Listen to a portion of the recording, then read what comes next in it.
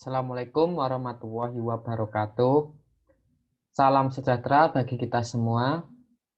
Perkenalkan, nama saya Yusuf Lauza Budi Setiawan dengan NIM 5201420016 dari Prodi Pendidikan Teknik Mesin. Di sini saya akan menjelaskan materi tentang pemesinan bubut.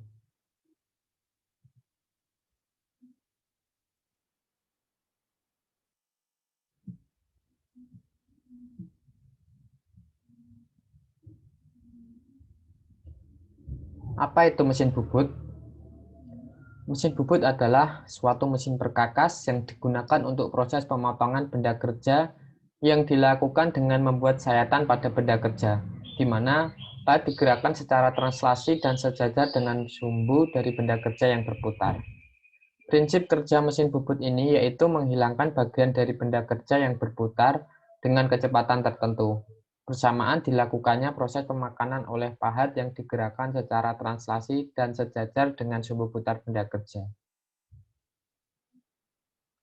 Dalam mesin bubut terdapat bagian-bagian mesin, yaitu yang pertama kepala tetap atau headstock, yang kedua kepala lepas atau tailstock, yang ketiga alas mesin, yang keempat eretan, yang kelima jak, yang keenam tool post, yang ketujuh tuas atau handle, dan sebagainya.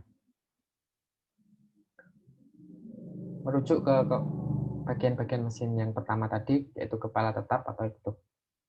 Kepala tetap atau headstock adalah bagian penting mesin bubut yang berfungsi untuk menyangga poros utama yang merupakan penggerak spindle utama. Selain itu, kepala tetap juga berfungsi sebagai dudukan motor penggerak dan susunan roda gigi transmisi yang digunakan untuk mengatur kecepatan putaran benda kerja. Yang kedua, yaitu kepala lepas tailstock. Kepala lepas berfungsi sebagai tempat pemicu benda kerja yang dibubut, sebagai tempat kedudukan bor saat mengebor, serta sebagai tempat kedudukan senter. Yang ketiga yaitu alas mesin. Alas mesin bubut ini berfungsi sebagai tempat kedudukan kepala lepas, tempat kedudukan eretan, serta tempat kedudukan penyangga diam. Bagian selanjutnya yaitu eretan.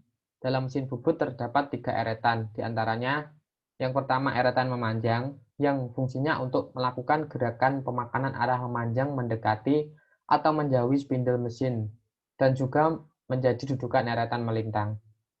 Yang kedua eretan melintang. Eretan melintang berfungsi untuk melakukan gerakan pemakanan arah melintang mendekati atau menjauhi sumbu senter dan juga menjadi dudukan eretan atas. Yang ketiga, eretan atas, yang berfungsi untuk melakukan gerakan pemakanan secara manual dengan arah menyudut sesuai dengan sudut yang ditentukannya. Yang kelima, yaitu cak. Cak berfungsi sebagai tempat pencekam benda kerja. Cak ini adalah bagian paling penting di dalam mesin bubut, karena sebagai pencekam dari benda yang akan dibubut. Yang keenam, yaitu tool post. Tool post yaitu tempat di mana dipasangnya pahat bubut. Salah satu faktor yang menentukan hasil pembubutan yaitu ini saat pemasangan pahat pada tool post. Letak pahat yang kurang tepat akan menghasilkan permukaan benda kerja yang kasar dan tidak sesuai yang diinginkan. Oleh karena itu, pemasangan pahat itu perlu diperhatikan dalam proses pembubutan, karena jika letak pahatnya kurang tepat, maka akan menghasilkan benda kerja yang kasar dan tidak sesuai yang diinginkan. Yang ketujuh yaitu tuas atau handle. Tuas atau handle memiliki fungsi sebagai berikut. Yang pertama, pengatur kecepatan spindle sebagai pengatur arah putaran spindle untuk menyalakan dan mematikan mesin, dan untuk mengatur kecepatan pemakanan secara otomatis. Selain bagian-bagian mesin, juga kita akan mempelajari jenis pahat dan kegunaannya. Berdasarkan letak penyayatan, menurut letaknya, pahat terdapat dua jenis, yaitu pahat bubut luar dan pahat bubut dalam. Pahat bubut luar digunakan untuk membubut benda kerja di area luar benda kerja. Umumnya digunakan saat pembubutan turning atau mengurangi diameter benda kerja. Yang kedua, pahat bubut dalam. Pahat ini digunakan untuk membubut benda kerja di area dalam benda kerja. Biasanya pembubutan ini dilakukan untuk mengurangi diameter dalam dari benda kerja.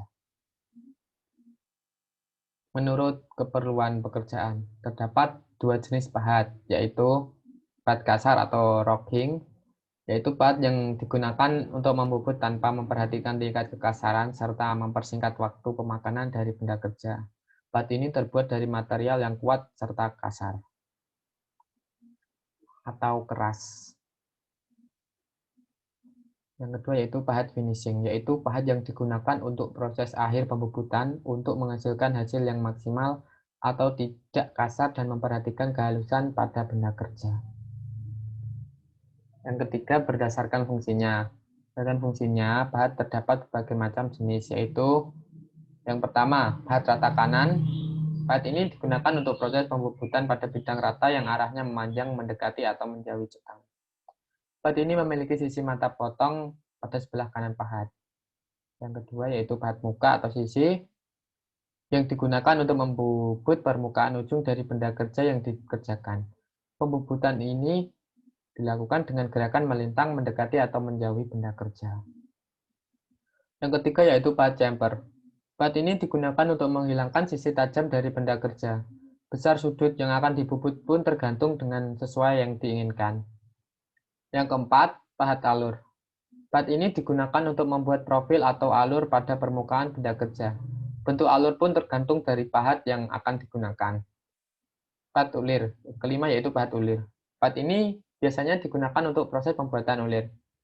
Pahat ini biasanya akan disetting terlebih dahulu sebelum melakukan penguliran supaya mendapat hasil yang maksimal. Oleh karena itu diperlukan kemahiran khusus untuk membuat pahat ulir karena pahat ulir ini akan digunakan untuk membuat ulir karena nantinya jika salah sedikit saat membuat ulir maka hasilnya akan jelek. Oleh karena itu pahat ulir harus sesuai dengan ketentuan dan aturan yang berlaku. Selain itu, kita akan mempelajari parameter perhitungan pada mesin bubut. Parameter perhitungan mesin bubut terdapat cutting speed yang pertama.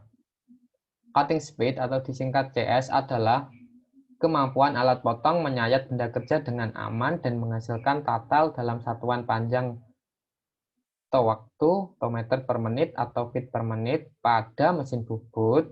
Kecepatan potong ini ialah keliling kali putaran atau Pi kali D kali N, di mana D adalah diameter pisau atau benda kerja dalam satuan milimeter, dan N adalah kecepatan potong putaran pisau atau benda kerja dalam satuan putaran per menit atau RPM. Jadi, rumus untuk menghitung kecepatan potong yaitu CS kali P, Pi kali D kali N per 1000. Dari keterangan, P yaitu nilai konstanta yang besar 3,14, D diameter benda kerja satuan mm, N kecepatan putaran mesin atau benda kerja per meter per menit. Contoh, satu benda berdiameter 50 mm dan memiliki kecepatan putar sebesar 320 rpm. Tentukan kecepatan potongnya.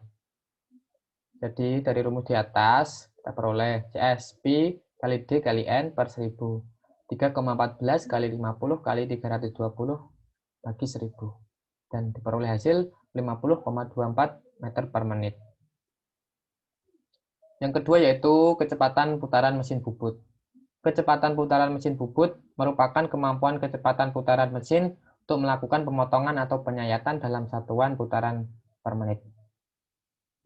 Untuk melakukan putaran mesin bubut ini sangat dipengaruhi oleh beberapa besar kecepatan potong dan keliling benda kerjanya.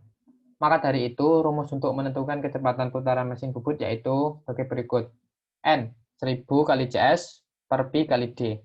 Dengan keterangan CS yaitu tadi kecepatan potong atau meter per menit, D diameter benda kerja dengan satuan milimeter, dan Pi-nya tetap sama yaitu 3,14.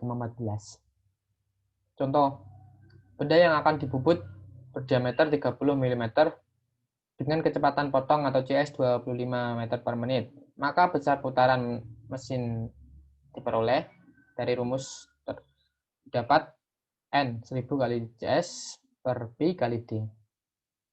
1000 kali 25 per 3,14 kali 30. Jadi kecepatan putaran mesin N diperoleh sebesar 265,392 rpm. Yang ketiga yaitu kecepatan pemakanan atau feeding. Kecepatan pemakanan ditentukan dengan beberapa faktor, di antaranya kedalaman penyayatan, sudut sayat alat potong, bahan alat potong, dan kesiapan mesin. Selain itu, besarnya pemakanan juga dipengaruhi oleh seberapa besar bergesernya pahat dalam satuan mm per putaran. Oleh karena itu, didapatkan rumus mencari kecepatan pemakanan, yaitu F besar sama dengan F kecil kali N. F kecil besar pemakanan diperoleh keterangan F kecil besar pemakanan atau pergeseran pahat dengan satuan mm per putaran. N yaitu putaran mesin. Contoh, suatu benda kerja akan dibubut dengan putaran mesin N 500 putaran per menit dan besar pemakanan F kecil 0,2 mm per putaran. Berapa besarnya kecepatan pemakanan? Diperoleh rumus tadi, F besar sama dengan F kali N. Jadi F besar sama dengan 500 kali 0,2. Jadi kecepatan pemakanan diperoleh sebesar 100 mm per menit. Setelah mempelajari tentang pengertian mesin bubut, bagian-bagian mesin bubut, jenis pahat dan kegunaannya, dan parameter perhitungan tadi, kita juga akan mempelajari perawatan pada mesin bubut, karena jika mesin bubut dibiarkan begitu saja akan cepat rusaknya. Oleh karena itu, maka kita memerlukan perawatan pada mesin bubut. Cara perawatan sebelum digunakan. Yang pertama, memastikan semua bagian mesin dalam kondisi aman dan baik. Mencoba putaran mesin berjalan dengan baik apa tidak. Mencoba fungsi pengereman mesin masih berfungsi apa tidak. Memastikan kondisi pelumasan masih baik. Yang kedua, yaitu cara perawatan selama digunakan. Pertama, memastikan benda kerja tercekam dengan kuat, serta alat potong juga dipastikan terpasang dengan baik. Kedua, yaitu jika terdengar suara yang tidak semestinya, hentikan mesin secepatnya. Yang ketiga, operasikan mesin sesuai dengan SOP yang benar dan tidak asal-asalan.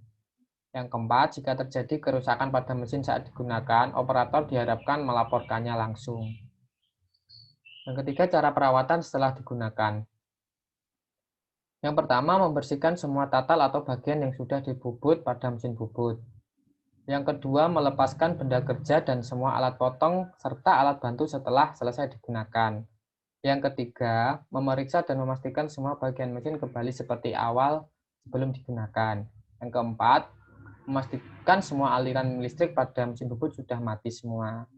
Yang kelima, memberi pelumasan pada bagian-bagian yang dilumasi, misalnya kepala lepas, cak, tuas mesin, dan sebagainya, agar mesin tetap dalam kondisi baik. Sekian pembelajaran dari saya yang bertema pembubutan.